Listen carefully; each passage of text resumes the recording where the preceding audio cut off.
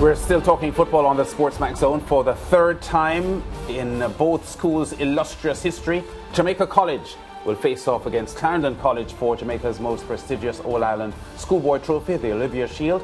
Both schools have been the standard bearers for the Manning and the Costa Cups, respectively, over the past decade, with Jamaica College winning 7 Manning Cup titles and Clarendon College capturing 4.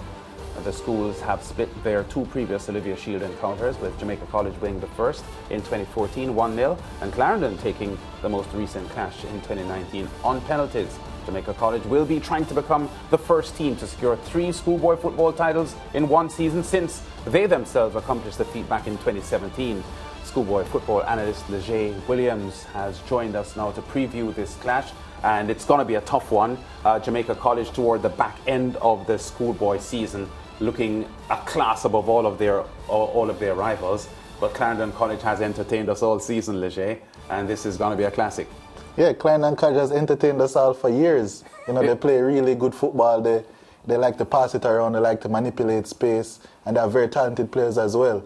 But so do Jamaica College. So yeah, it's going to be a really good game. Yeah, I guess that Lenny Hyde, the coach of Clarendon College, would have been hurt by his Champions Cup loss to Kingston College, and he wants to put one on one of the Kingston schools here, and at the moment JC is standing in his way. How seriously would you figure Lenny Hyde is feeling that way? Because for decades the rural against urban battle, and you know, a lot of Kingston schools being disrespectful, some of the rural teams will say, to the rural schools' ability. How much of that intensity comes into this Olivier Shield? Because it has over the years been that factor, the rural against the urban. Yeah, I think it will be a very intense game. I think Clarendon College will be very geared up, very, very excited, very serious when it comes down to trying to win this game. But I think it's going to come down to the same thing the Kingston College game came down to. It was just like making adjustments, because Lenny Hyde said after the game that he's not going to change his style of play for anyone. And we saw what happened. Jamaica College, on the other hand, you mentioned that they really caught form towards the end of the season. If you think about in all of those games, Coach Ferguson made small tactical tweaks in all of those games to lead to that result. So I think in that sense, not only is it going to be rural versus urban, it's also going to be a traditional way of thinking about football versus a newer way in Coach Ferguson. And I think that tactical edge will give JC the edge eventually. Is Lenny Hyde being stubborn? In not adjusting to his opponents? In some ways, yes, but you can't say stubborn like that, because all of the best coaches don't change the way they play to suit someone else. Which is why Guardiola has won a Champions League title with Man City. No, that's not the reason why he hasn't won it. Right. But that's a discussion for another time. No, but JC's players are physically imposing. How do you expect them to use that strength against a Clarendon College team, which is obviously possession-based? I think it will be similar. I think because the JC players are imposing, but Clarendon, these players are from country, they're from Clarendon, they're also very rough.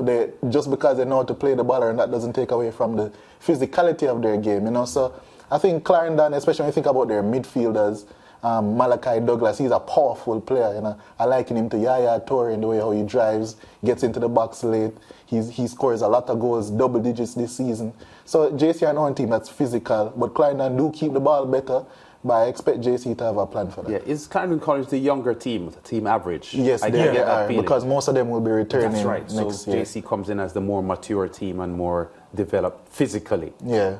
What kind of football game are you expecting, though? Because again, we kind of described both styles being obviously contrasting. So who in your mind do you think will have the majority of the possession, and so on? Well, Clarendon will have majority of the possession. I'm almost sure of that.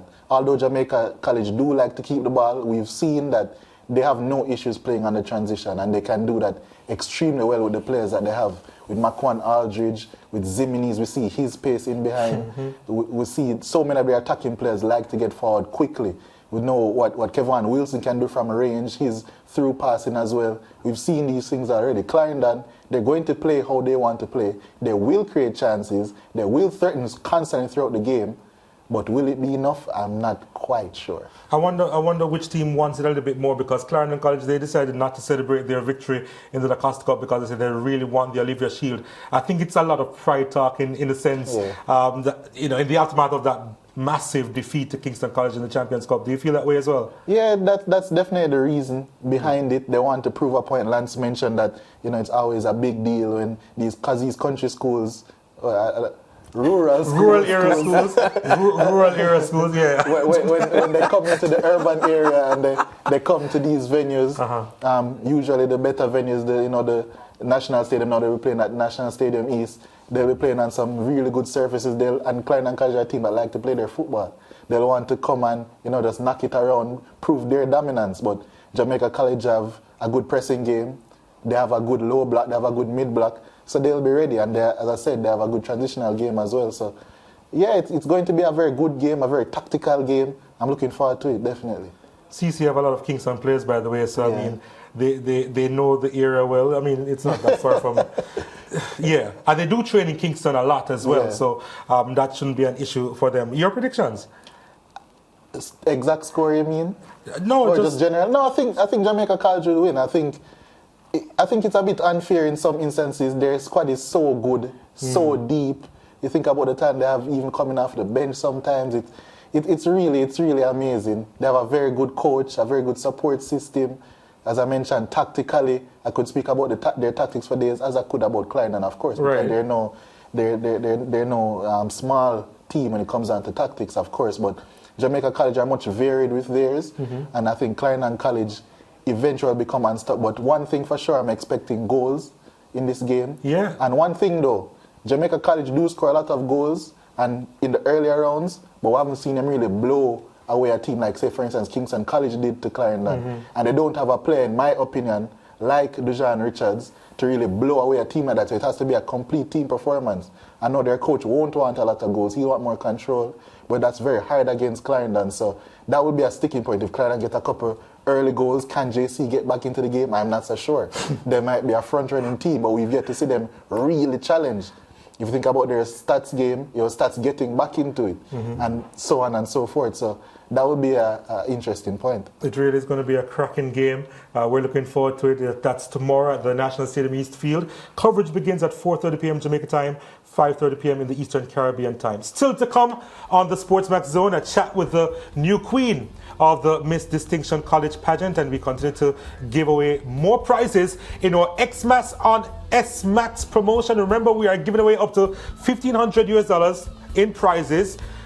Today, it's all about figuring out the clues. Here are 2 truths and 1 lie. SportsMax is available anytime, anywhere, and on any device. NBA is the only basketball that SportsMax has broadcast in 2022, and SportsMax has broadcast both the WCPL and CPL this year. All you have to do is tell us which of the 3 clues is a lie. We'll take a short break. Back with more after this.